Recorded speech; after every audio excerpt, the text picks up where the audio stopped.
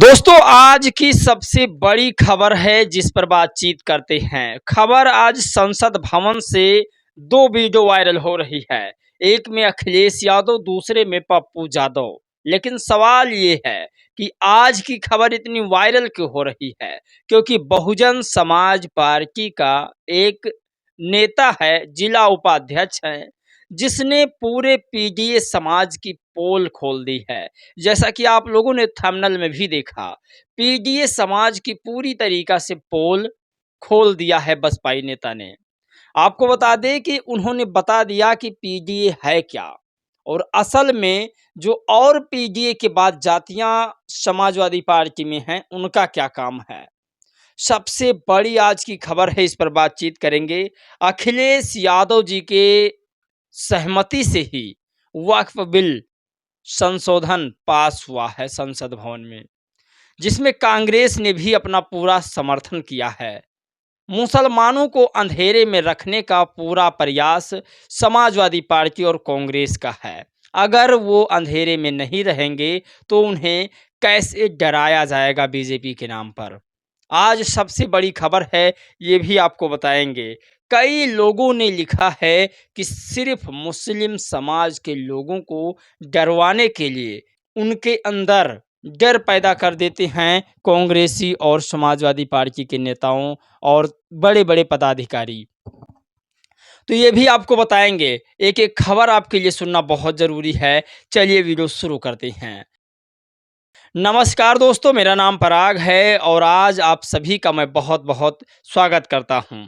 आज की यह वीडियो खासकर मुस्लिम और दलित समाज को सुनना चाहिए। पीडीए क्या है, इसके बारे में जानना चाहिए। आज आखिरकार संसद भवन की दो वीडियो की वायरल हो रही है, जिसमें अल्पसंख्यक मंत्री किरण रिजिजू को अखिलेश यादव वक्फ बिल बोर्ड पर समझा रहे थे, वहीं दूसरा पप्पू यादव वक्फ बिल बोर्ड पर समझा रहे थे। आपको बता दें कि पप्पू यादव ने जो कहा वो भी आपको दिखाएंगे। अखिलेश यादव ने जो कहा उसको मैंने पहले वीडियो में दिखाया भी है और आज फिर दिखाऊंगा। अखिलेश यादव एक्सप्लेन नहीं कर पा रहे हैं किरण रिजिजू अल्पसंख्यक मंत्री को, या फिर शायद अखिलेश यादव पढ़े लिखे नेता नहीं हैं, या पढ़े लिखे हैं तो अपने इतिहास को नहीं पढ़े हैं। ये भी आज आपको बताएंगे, क्योंकि कई पत्रकार, सुमित चौहान और सम्राट राज, कई पत्रकारों ने कहा कि अखिलेश यादव के अंदर मुझे लगता है कि पढ़े लिखे वाली खूबी नहीं है। ये तमाम बड़ी खबर आज जो वायरल है ट्विटर पर, उसे आपको बताने की बहुत ज़रूरत है, क्योंकि लगातार लोग यक्स नहीं देख पाते हैं, ट्विटर नहीं देख पाते हैं, इसीलिए उन्हें वीडियो के माध्यम से बताना बहुत ज़रूरी है। बहुजन समाज पार्टी के एक होनहार काबिल नेता हैं और लगातार इनकी कैडर मीटिंग हुआ करती है, जिनकी ये तस्वीरें अपने यक्स पर पोस्ट करते हैं। नाम पंकज शुक्ला है, बहुजन समाज पार्टी से जिला उपाध्यक्ष हैं। आपको बता दें, बहुजन समाज पार्टी के इस जिला उपाध्यक्ष ने इतनी मेहनत की है कि उसकी जितनी तारीफ की जाए उतना कम है। आपको बता दें कि इन्होंने आज बताया कि पीडीए आखिरकार है क्या। पहले एक नज़र अखिलेश यादव जी के परिवार पर डालते हैं, क्योंकि अखिलेश यादव जी का परिवार मतलब पूरा पीडीए समाज है। कैसे है आप सुनिए। अखिलेश यादव जी के पास कई लोग हैं, उनमें से खासकर उनके भाई, भतीजे, चाचा और उनकी खुद की वाइफ, और कहने का मतलब पूरा परिवार संसद भवन और राज्यसभा सदन में पहुंच चुका है।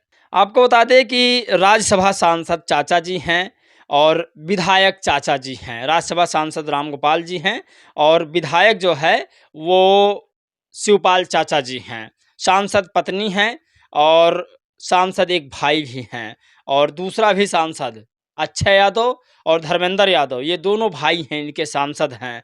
और एक तीसरा भाई और भी सांसद है। तीसरा भाई एक और सांसद है, जैसा कि आप तस्वीरों में देख सकते हैं। एक भाई, 2 भाई, 3 भाई सांसद, एक भतीजा विधायक प्रत्याशी, वो इस बार चुनाव में जीत जाएगा, 100% है। तो ये तमाम पूरा परिवार बहुजन समाज के नाम पर सिर्फ अपना प्रमोशन कर रहा है, अपने घर का प्रमोशन कर रहा है। इसी में लिखते हैं, परिवार का विकास, जनता से विश्वासघात। अखिलेश यादव जी के लिए पंकज शुक्ला का ये सबसे बड़ा शब्द है। आपको बता दें, बीएसपी के होनहार नेता होने के नाते इन्होंने बहुत कुछ और लिखा है। ये लिखते हैं कि अब बात करते हैं आरक्षण पदोन्नति बिल पर। आपको बता दें कि बहुजन समाज पार्टी की 2012 लास्ट ईयर सरकार थी। बहुजन समाज पार्टी ने आरक्षण में पदोन्नति बिल को लेकर के विधानसभा से लोकसभा तक पहुंचाया, लेकिन लोकसभा पहुंचते पहुंचते उस आरक्षण पदोन्नति बिल को फाड़ दिया गया।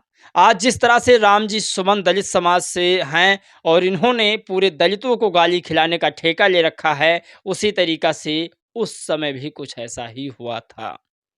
पहले भी अखिलेश यादव ने दलितों के ऊपर बंदूक रखकर चलाया है और आज भी इस ट्वीट के माध्यम से आपको ऐसा ही लगेगा। मैं व्यक्तिगत अखिलेश यादव का बुराई नहीं करता, लेकिन जो ट्विटर में लिखा है उसे तो बताना ही पड़ेगा।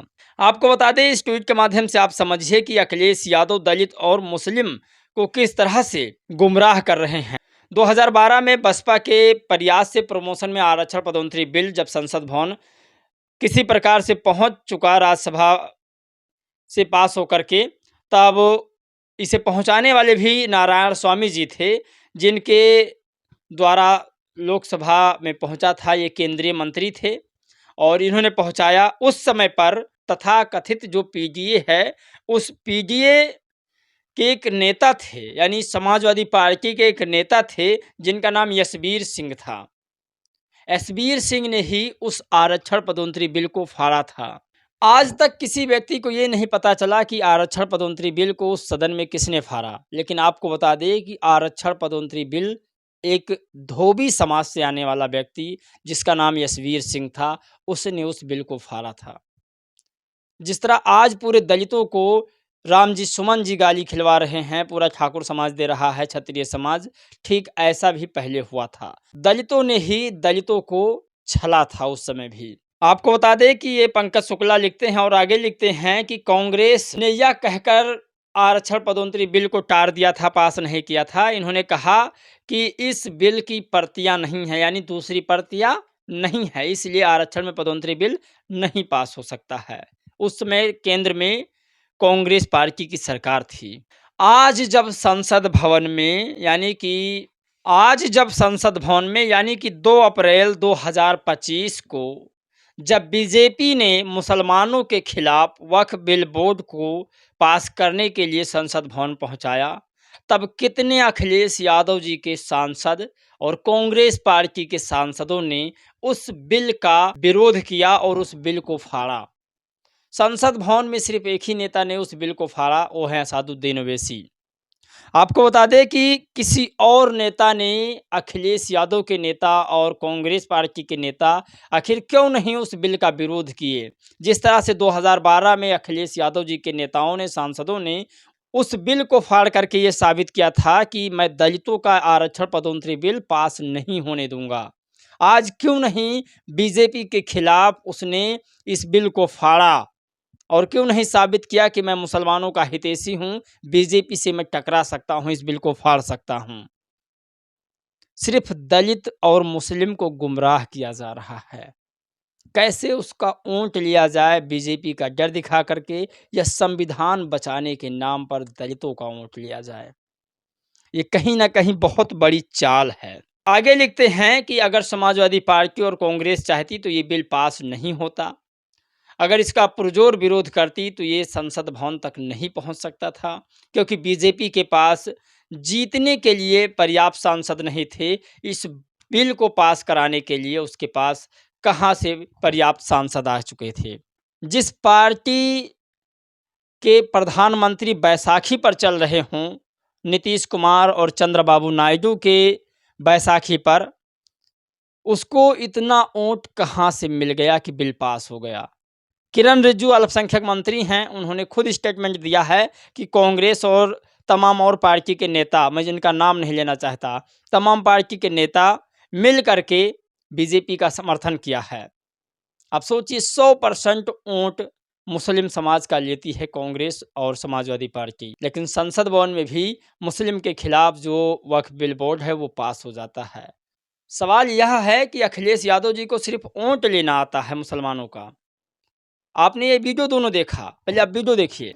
भगवान बुद्ध का रास्ता दूसरा है। हम आपको अपना मानते हैं तब भी जब आप हमारे बहुत सारे ग्रंथों को नहीं मानते, तब भी हम आपको अपना मानते हैं। आप हमारे पुराणों को नहीं मानते हैं, आप हमारे उपनिषदों को नहीं मानते हैं, लेकिन सोचिए हम हिंदू वो लोग हैं जो आपको स्वीकार करते हैं और गले लगा करके चलते हैं। और क्यों आए थे इस दुनिया में बौद्ध धर्म, इसको भी जान लीजिए। जब जुल्म हुआ था इस देश के 90% गरीब, दलित, ईबीसी, मूलवासी, आदिवासी पर, जब उसके संस्कृति पर हमला हुआ था, जीने के तरीके पर, तब बौद्ध धर्म आया था। और वो बौद्ध धर्म ने इस दुनिया को वसुधैव कुटुंब दिया, सर्वधर्म संभाव दिया, सार्वभौमिकता दी। यह दोनों वीडियो एक यादव समाज के नेता का है, बस फर्क है तजुर्बे का। अखिलेश यादव जी कहते हैं कि आप मेरे उपनिषद और ग्रंथों को नहीं मानते हो, तो ग्रंथों को तो बौद्धिस्ट और मुस्लिम समाज दोनों नहीं मानते हैं, तो इसका मतलब सिर्फ वोट लेने के लिए मुस्लिम समाज को अखिलेश यादव अपने साथ रखते हैं।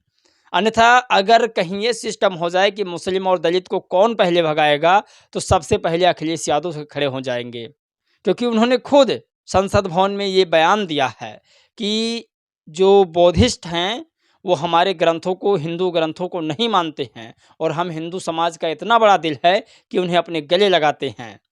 तो क्या हिंदू ग्रंथों को मुस्लिम मानता है? नहीं मानता है। फिर कैसे? आप लोग ज़रूर अपनी राय प्रतिक्रिया दीजिएगा। जय भीम, नमो बुद्धाय।